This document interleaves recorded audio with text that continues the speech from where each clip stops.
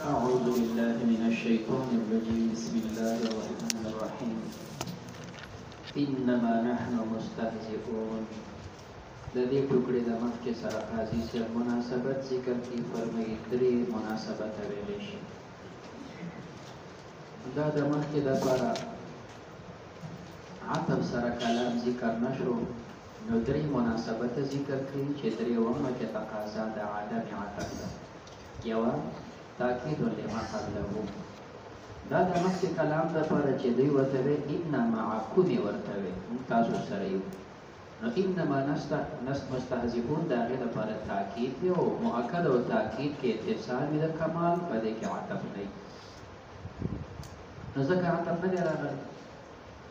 په دې تاکید باندې ظاهري اشکال دا پیدا کېږي چې دې ته تاکید ویل صحیح نه دي ځکه تاکید خو هلته راځي چې مضمون د مؤکد او د مؤکد یو شی وي او دلته خو یو شی نه دی وجه دا د مخکې مؤکد نه معلومیږي ان معکم معیت معلومیږي او د خیر ذکر کو معکم فی الدین نو معکم فی الدین جدا څیز دی او دلته ذکر کېږي انما نحن مستهزئون استهزاء دا جدا ټکی دی نو کوم ځای کې دا مضمون هغه مضمون دی چې ته ورته تاکید وایې نو قاضي بیان کوي فرمایي دا چې ان المستهزئ بالشیء المستخف به استهزاء د یو شی پسې دا د هغه پسې استخفاف دی کله چې دوی د مسلمانانو پسې استهزاء کوله نو دوی چې کوم دی دا مستخفین د اسلام او د مسلمانانو او استخفاف بالاسلام والمسلمین دا کفر دی او چې دا کفر دغه مضمون دی د ان معکم ان معکم یسوي ان معکم فی الدین نو کافران یو د سره او دلته دوی د مسلمانانو پس استهزاء کوله او دا استهزاء استخفاف بالدین دی استخفاف بالدین هم دغه کفر دی مضمون د دوه یو شو نو ځکه ورته موږ تاکید وایو نو دا مستخف دغه پس یو مصر علی خلافه دا دغه خلاف مصر دی خلاف د ایمان هغه کفر دی دا اصرار بالکفر دی او اصرار بالکفر دا د معکوم مضمون یو ربط او بدل منه یا دا بدل دی د ان معکوم دا بدل اجتماع دی او طریقه دی چې بدل نه عطف کېږي په مبدل منه باندې نو ځکه دا عطف نشو اوس صورت د بدلیت څه دی هغه دا چې لأن من حقر الاسلام هغه سړی چې هغه د اسلام تحقیر کوي لکه دی وی انما نحن مستهزئون د اسلام پسې ټوکې کولې نو دوی د اسلام تحقیر کو چې کوم سړی د اسلام تحقیر کوي نو فقد عظم الكفر دا د کفر تعظیم او د کفر تعظیم هغه ان معکم دی دا د هغې دپاره بدل دی بدل اجتماع نو که صورت د بدل وایي که صورت د تاکید وایي منځ کې کمال اتصال دی او کمال اتصال کې عطف نه راځي نو ځکه عطف ونه کړی شو او درېیمه ربط دا دی چې او استینافون یا دا استیناف دی استیناف دی چې کوم دی نو استیناف په صورت کې دا جواب د سوال هلته هم عطف نه راځي نو فکأن شیاطین قالو هغه سوال مقدره دلته دا پیدا شو دوی خپلو شیطانانو ته وایي چې ان معکم موږ ستاسو سره یو دلته سوال پیدا شو چې تاسو وایي موږ تاسو سره یو نو قالو لهم لما قالو کله چې دوی ورته ویلې شیطانانو ته چې ان معکم ان صح ذلك که ستاسو دا خبره صحیح وي چې تاسو زموږ سره یې فما لکم توافقون المؤمنین بیا تاسو د مؤمنانو سره موافقت کوئ وتدعون الايمان او تاسو دعوه د ایمان ولې کوئ چې تاسو هلته وایي آمنا نو فاجابوا دوی جواب وکړو بذلک په دې سره انما نحن مستهزئون دا درې خو یې ربطونه بیان کړو اوس د مستهزئ د استهزاء نه راوتې د استهزاء معنا کې استهزاء وایي څه ته الاستهزاء والسخريه مسخرو ته وایي والاستخفاف سپکوالي ته وایي چا ته سپک وایي چا پسې مسخرې کې دې ته استهزاء وایي یقال داسې ویلی شي هزأتو واستهزأتو معنا دا باب مجرد او که مزید یو معنا باندې راغلی هزأتو او استهزأتو بمعنی د دوړ یو معنا ده د هغې بل نظیر وګوره که اجبتو واستجبتو افعال ده او که استفعال ده د دوړ یو معنا ده اجبتو استجبتو څه معنا ده ستا اجابت کول دلته چې کوم دی هزأتو استهزأتو یو معنا ده واصله اصل د استهزاء دا ټکی چې د هزء دی نو اصل معنا یې څه ده الخفتو اصل معنا د هزء خفت د سپکوالی دا راوتې من الهزء د هزء او حزقه څه شی دی؟ هو القتل السریع، هغه مرګ دی په جنتې سره. بس دا تیره چاړه په یو خراب دی نبی استله، نو دا خفت اسانه باندې مړ شو. نو قتل سریع ته ویلی شي حزقه، په دې کې خفت دی. یو قال مقوله داسې ویلی شي هزأ فلان، هزأ فلان څه معنی؟ اذا مات على مکانه، چې په ځای مړ شي. هزأ على فلان، على مات على مکانه اټاټیک چې تاسو ورته وایي. نو دا موت خفیف په ځای باندې مړ شو، نو بیا خلک وایي هزأ، او د هزأ معنی د خفت. همدارنګه خلک وایي ناقته تهزأ به، اوښه د هغې تهزأ به معنی څه ده؟ تهزأ به دا ورته مختصر او سپک ښکاري. په اوښه باندې ته ناست یې نو ته ورته ډېر مختصر او سپک ښکاري. نو څه معنی؟ تسرع وتخفف، په ده باندې جلد روانه ده، دا ورته سپک ورته ښکاري. نو دوی بیا چې موږ د مسلمانانو پسې ټوکې کوو، الله یستهزئ بهم، الله به دوی پسې ټوکې وکړي. یستهزئو معنا کوي یستهزئ، الله به دوی پسې سم ټوکې کوي. نو دی فرمایي چې کوم دی یجازیهم علی استهزائهم، یجازیهم الله به دوی له بدله ورکړي علی استهزائهم، د دوی په ټوکو باندې. دوی چې کومې ټوکې کړي د هغې به الله بدله ورکړي. دا یې معنا ده یجازیهم علی استهزائهم. لہذا پته ولګېده چې یستهزئون مراد جزا د استهزاء ده، جزا. اشکال پیدا شو چې هر کله دلته جزا مراد و، نو الله پاک استهزاء ولې ذکر کوي؟ دا یجازي ولې نه وي؟ نو قاضي صاحب دې نه څو جوابونه دي. یجازي نه ده ویلی شوی، استهزاء پکې ذکر کې استهزئو، نو د هغې نه څو جوابه کړو. بیا سمي جزاء الاستهزاء باسمه،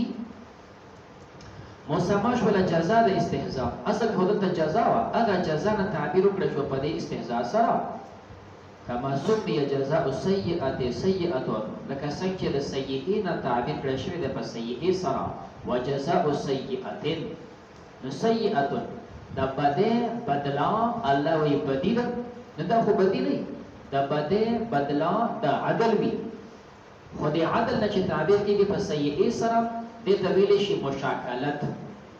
سیئة مشاکلت سره بیا جزاء سیئة سیئة ویلی شو. نو دلته هم مشاکلتن دوی دا وایي چې مستهزئون، نو مشاکلتن ذکر شو یستهزئو، اگر چې مراد نه جزا ده. نو اما لمقابلة اللفظ باللفظ، یا خو لفظ د لفظ سره مقابل شي، او دویم او لکونه مماثلا له. دویم وجه دا ده چې الله کومه بدله ورکوي، دا بدله به د استهزاء سره بالکل برابر وي. بدله چې الله ورکوي دا بدله به د استهزاء سره بالکل برابر وي. هر کله چې د هغې سره برابر به، نو تعبیر ترې وکړی شو په استهزاء سره. یا دویمه دا ده چې لکونه مماثلا، دا جزا به مماثل وي له د دې استهزاء سره په القدر، په قدر کې. دا دوه وجې هغه چې کوم د ذکر کېږي چې سمي جزاء الاستهزاء باسمه، جزا د استهزاء دا مسما شوله په دې استهزاء سره. او یرجع وبعض الاستهزاء، دا دویمه وجه ذکر کوي چې کوم دی یجازیهم علی استهزائهم، دا هغې لاندې دی، او سمي جزاء الاستهزاء باندې عطف دی. دغه جزا نه په استهزاء سره تعبیر وکړی شو،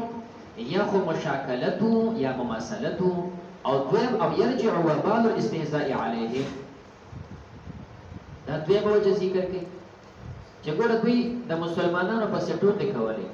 الله فرمایي د دې ټوکو وبال به تا ته راشي، د دې سزا او بده به تا ته راشي. نو چې دا سزا یې تا ته میلاویږي، ګویا ته د ځان پسې ټوکې وکړې. تاسو چې مسلمانانو پسې کومه ټوکې کوئ، دا سزا به تا ته میلاویږي. چې هر کله سزا تا ته میلاویږي، نو دا خو سزا ستا د هغه ټوکو وه، نو الله تا پسې ټوکې وکړې. دا خو سزا ستا د هغه ټوکو وه. نو فرمایي دا چې او یرجع واپس بشي دوی ته وبال الاستهزاء، هغه سزا د استهزاء علیهم، فیکونو دا جزا ورکول دوی له د ټوکو کالمستهزئ، دا په شان د مستهزئ او د ټوکې کوونکي شو بهم. درېیمه وجه او ينزل بهم الحقارة، حاصل دا دی چې دلته ذکر د استهزاء دی او مراد نه حقارت او سپکوالی او ذلیلوالی دی. یو سړی چې د بل پسې ټوکې کوي که نه، هغه ورته سپک ښکاري، هغه ورته ذلیله ښکاري. او چې کوم سړی چاته قدرمن ښکاري، نو هغه پسې څوک ټوکې کوي. تاسو چې دلته کښېنئ، تاسو د خپل مریض پسې ټوکې کوئ، استاد پسې نه کوئ. ځکه چې تاسو ته عظمت او د قدر ولا ښکاري او که یو نیم کس داسې د پکې راغلی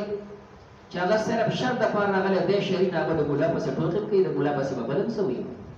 هغه ته د استاد سپک ښکاري نو ځکه پسې ټوکې کوي او چې ستاسو منځ کې یو کس د کمزوري نو ته هغه پسې ټوکې کوي چې دا پسې ټوکې کوي نو په حقیقت کې تا ته هغه حقیر ښکاري نو استهزاء د دې لازم حقارت دی سپکوالی دی نو الله چې ذکر کوي استهزئو دا ذکر د ملزوم دی مراد نه لازم دی چې هغه هوان سپکوالی حقارت دی الله به دوی ذلیل وګرځي او ينزل بهم الحقارة لازم شي په دوی سپکوالی او هوان ذلیلوالی الذي هو لازم الاستهزاء کوم چې لازم د استهزاء سره دی اول غرض منه کوم چې غرض د استهزاء نه دی استهزاء نه غرض او استهزاء چې کوم لازم سره هوان او حقارت دی څلورم وجه ذکر کوي او يعاملهم معاملة المستهزئين دوی خو مسلمانانو پسې ټوکې کولې الله به دوی سره معامله د استهزاء وکړي یستهزئون سمانه دا نه چې ټوکې پسې کوي معامله به ورسره وکړي اوس دغه معامله د استهزاء دنیا باندې هم حملولی شي آخرت باندې هم حملولی شي دنیا باندې دا منافقانو لکه کټاس کافرانو خو په خولې امنا وي ولې دوی ټوکې کولې الله ته پته چې باطن کافر دی په ظاهر کلمه ویلې ده الله په قصې پرېښوده چاته ښکارا نه کړ چې دا منافق او کافر دی نو چا پسې په خدا تاسو سره مستهزئ تاسو سره ټوکې وشولې چې په دې حال پرېږدي مسلمانانو او پیغمبر علیه السلام سره اکثر شانته معامله وکړه چې دوی امناوي بس د مؤمن معامله سره وکړه وداغه کو پر ښکارا نه کړ چې په شان د کافرانو وګرځي دا ورپسې معامله د استهزاء ده سره د دې چې دوی ته پته و چې دا کافران دي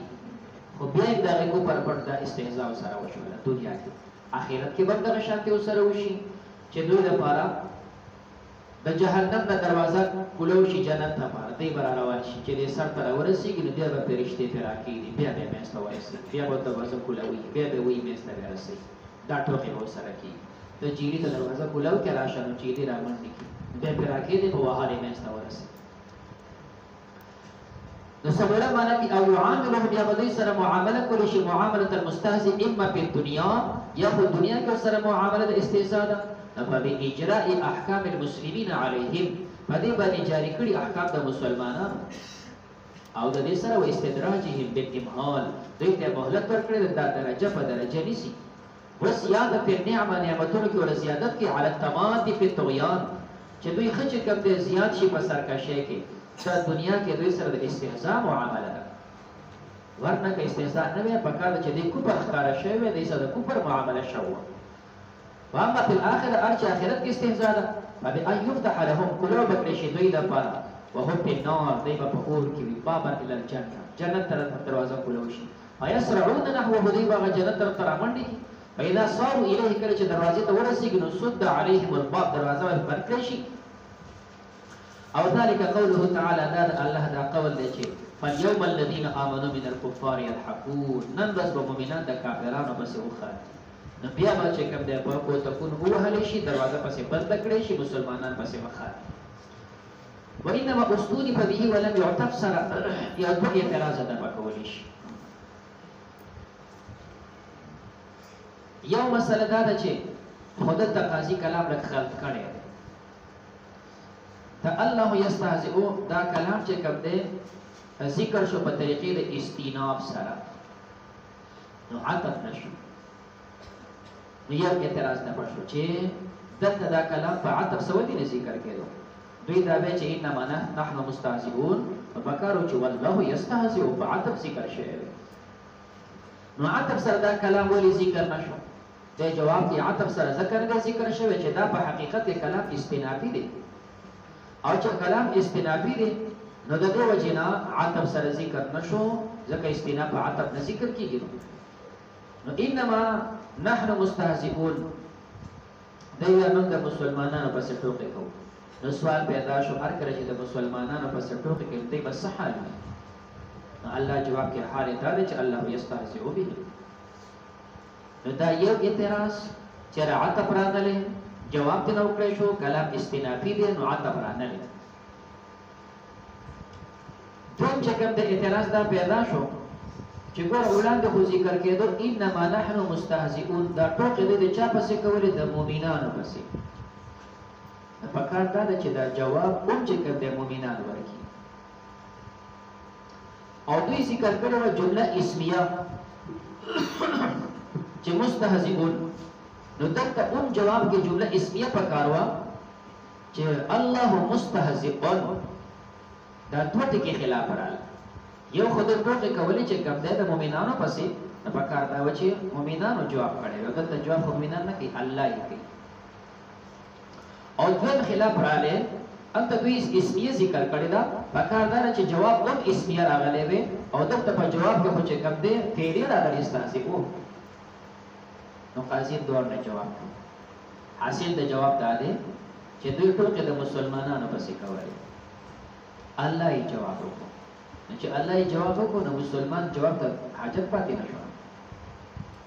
الله یې جواب وکړو نو مسلمان جواب ته حاجت پاتې نشو یو سره د چې ستا ملګری ته چې کوم دی کنځل وکړي ټول داخله په سوق والا نو ستا دې ملګری ته ضرورت پاتې شو چې دا کنځل وکړي تاسو کار وکړئ نو مؤمنانو ته ضرورت پاتې نشو الله دا وایي د خوانه دی پاو دویم ټکی دا چې جواب په جملې فعلي سره ورکړل شو فعلي کې تجدد وي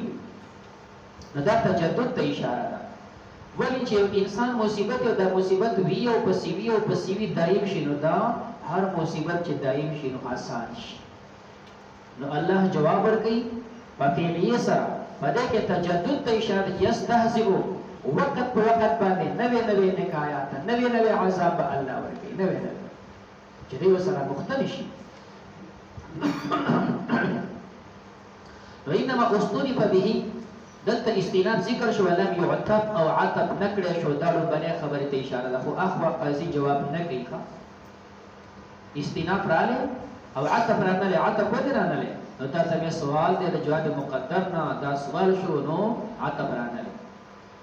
اوس هغه خبر نورین هغه ته اشاره کوي يدل چې دا کلام دا شي على ان الله تعالی الله پاک تولى مجازاتهم الله تولي وکړه د بدلی ورکول د دوی دا هغه اعتراض دی چې فکر خدا و چې المؤمنون یستهزئون ویل شي وسه کله خو مؤمنانو په څه ټوکې کولې چې مؤمن جواب کړي دلته الله جواب کوي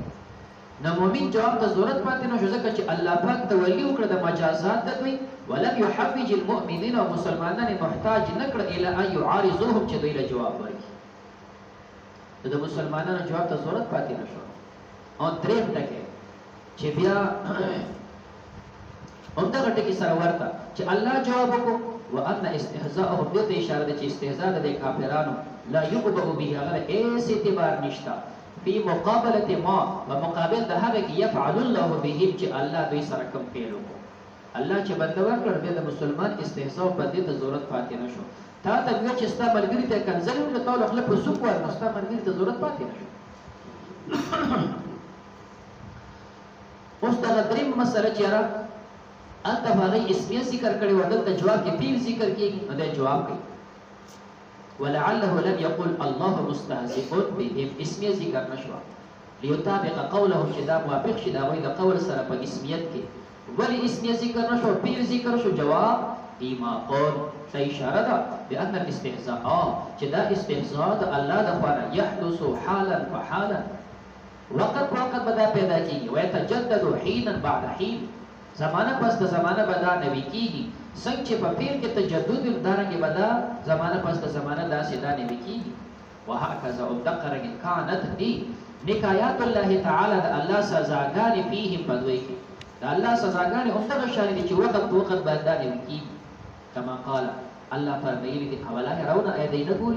انهم يفتنون بشك دي فتنه کې اچول شي په کل عام هر کال مرتن او مرتين یو کرت و کرت دوی له الله سزا ورکړي نو داسې نکایات او عذابونه د الله وخت په وخت ورکول شي